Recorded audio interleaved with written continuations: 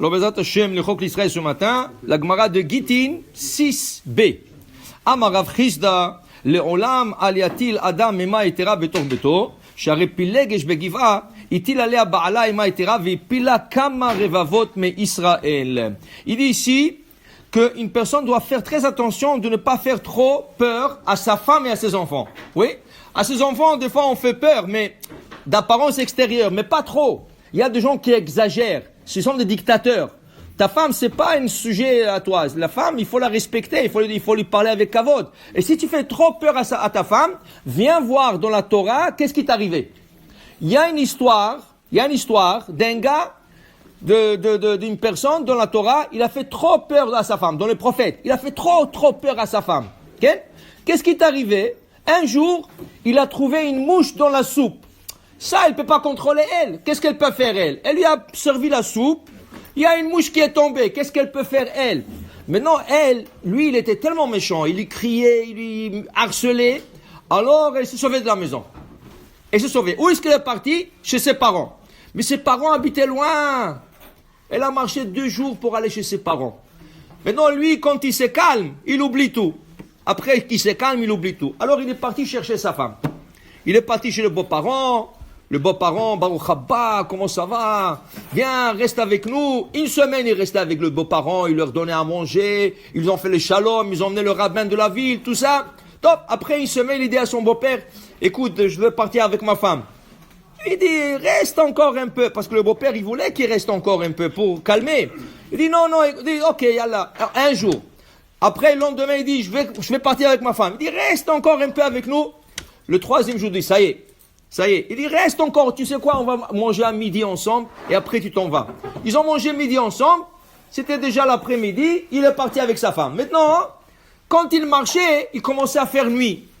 Alors il dit, je peux pas continuer, il va faire nuit où je vais rester. Il y avait une ville, c'était la tribu de Benjamin, la ville de la tribu de Benjamin. Il est rentré dans la ville, il a commencé à demander aux gens, excusez-moi, je dois partir chez moi demain matin, est-ce que je peux rien que passer la nuit chez vous, dormir avec ma femme? Ils lui ont dit non, tu peux pas. 1, 2, 3, tout le monde. À la fin, il a trouvé quelqu'un, il lui a dit, écoute, moi je t'accepte à toi, ta femme tu la laisses dehors. Alors lui, comme c'était un méchant, il dit oui. Il dit à sa femme, toi tu restes dehors, et lui il est rentré. Le soir sont passés des voyous, ils ont abusé de la femme. Le lendemain matin, ils ont trouvé la femme morte, au seuil de la porte. Lui, qu'est-ce qu'il a fait? Il a emmené la femme chez lui à la maison, morte. Il l'a coupé en 12 morceaux. Et il a envoyé ça à toutes les tribus d'Israël. Réhouven, Shimon, Lévi, tout ça. Il a dit, regardez qu'est-ce qu'ils ont fait la tribu de Benjamin. Ils ont tué la femme. Le Sanhédrin se sont énervés. Il dit quoi? Comme ça ils ont fait. Ils ont envoyé une lettre à la tribu de Benjamin. On veut avoir le voyou. On veut voir qui c'est qui a fait ça. On va leur punir. Benjamin, ils ont dit non, jamais de la vie. On ne donne pas. Il dit, si vous ne donnez pas, ça va être la guerre. Il dit, on va faire la guerre. Ils ne voulaient pas donner. Ils ont fait la guerre. Am Israël, une guerre de frères. 11 tribus contre la tribu de Benjamin. Et Benjamin, c'était des gens forts. On dit qu'en 2 jours, 70 000 morts. 2 jours. Soit à cause de cette femme. 70. La Gemara dit, tout ça à cause de quoi? À cause de cet homme méchant. Si tu n'aurais pas fait peur à ta femme, il ne serait pas sauvé, toute cette histoire ne serait pas arrivée. Regarde qu'est-ce que des gens méchants qui font trop peur à leurs femmes, trop peur à leurs enfants, regarde qu'est-ce qui peut arriver. La Gemara continue. Et la Gemara Amar Rav Yehuda Amar Rav, Kol amatil ema et Torah betor beto, sauf balide shalosh averot. La personne elle-même va souffrir de ça. Celui qui fait peur trop à sa femme, il va avoir les conséquences lui-même. D'abord, Giloy Arayot. Dit Rashi, écoute, ta femme, la femme qui fait peur, un jour, elle est partie au mikvé. Mais elle est partie un peu en retard, elle arrive au mikvé, ils ont fermé. Il n'y a pas honte mikvé. Maintenant, elle, dit Rashi, elle a tellement peur de lui, elle ne peut pas lui dire qu'elle est partie un peu en retard, ils ont fermé le mikvé. Qu'est-ce qu'elle va dire? Oui, j'étais au mikvé. Et là, il va être avec sa femme quand elle est nida. Mais la faute de qui? C'est sa faute à lui. Parce qu'il a fait trop peur à sa femme. Deuxième chose.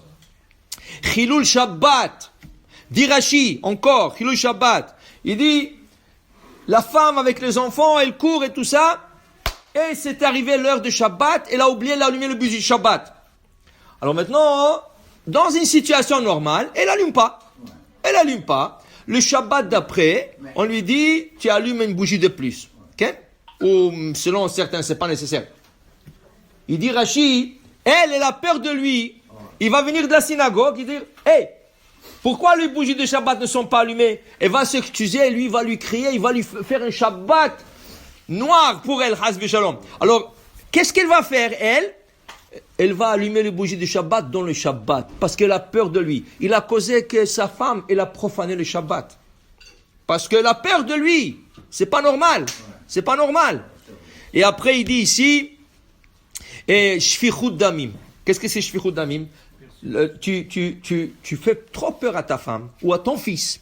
Rachid dit à ton fils, écoute, ton fils, sa mère lui dit, attends que ton père il va venir. Et le père, il est méchant, il frappe, il crie et tout ça. Et le petit, il a peur. Il a fait une bêtise à l'école. Et là, le père, la mère, il dit, attends, ton père il va venir. Le petit, il a peur. Qu'est-ce qu'il fait? Au milieu de la nuit, il se sauve de la maison. Dit là, Rachid, il y avait un cas comme ça. Le petit, il se sauvait de la maison. Il a couru dans un champ, il y avait un trou, il est tombé, il est mort. Shfichut Damim. Qui c'est qui est responsable de ça? Le père. Pourquoi tu fais trop peur aux gens de ta famille? Ken? Regarde, qu'est-ce que tu peux faire. Un homme doit être gentil avec sa femme, ses enfants et avec le monde en entier. Pas seulement avec sa famille, mais surtout avec sa famille. Ken? Dit la Gemara, il y avait un rave comme ça dans le Talmud. Il s'appelait Rabbi Hanina ben Gamliel. Rabbi Hanina ben Gamliel, il faisait trop peur à ses serviteurs et à sa famille. Un jour, il a acheté un veau dans le marché. Il a emmené le veau. Il leur a dit, emmenez le shohet, égorger le veau et préparer le souper. Tof, ils ont préparé tout. Il est arrivé à la maison. Il leur a dit, je veux voir les 4 pattes de ce veau pour voir si c'était cachère ou pas cachère. Emmenez-moi. Maintenant, eux, ils savaient pas qui voudra les pattes. Ils ont jeté le patte dans la poubelle. Maintenant, il a dit, il faut emmener. Ils avaient peur de lui. Ils sont partis chercher dans la poubelle, ils ont trouvé que 3. Qu'est-ce qu'il a fait un esclave? Il avait peur de lui. Il est parti, il a pris un animal vivante. Il lui a coupé le pied, il lui a emmené, voilà 4. Ah, ok, il a regardé, c'est cachère, c'est cachère. Après qu'il a mangé, Rabbi Hanina ben Gamliel, après qu'il a mangé, il est parti faire un petit tour. Qu'est-ce qu'il a trouvé à côté des poubelles? La pâte qui en manquait. Alors il est revenu à la maison et dit, dites-moi, combien de pâtes il avait cet allemand? 5. Mais la Gemara dit, écoute, s'il aurait dit, préparez-moi les pâtes, il aurait préparé la pâte aussi, qui n'est pas cachère, parce que tu ne peux pas prendre un animal vivant et lui couper les pieds, c'est Ever Minachai. Et il aurait mangé non kosher. Minash Shamaim, ils l'ont sauvé, parce qu'il était un tzaddik. Mais pour te dire, une personne doit être toujours gentille. D'abord avec les gens de sa maison, avec sa femme et ses enfants, et aussi avec le monde à l'extérieur. Baruch Adonai Le'olam. Amen ve Amen.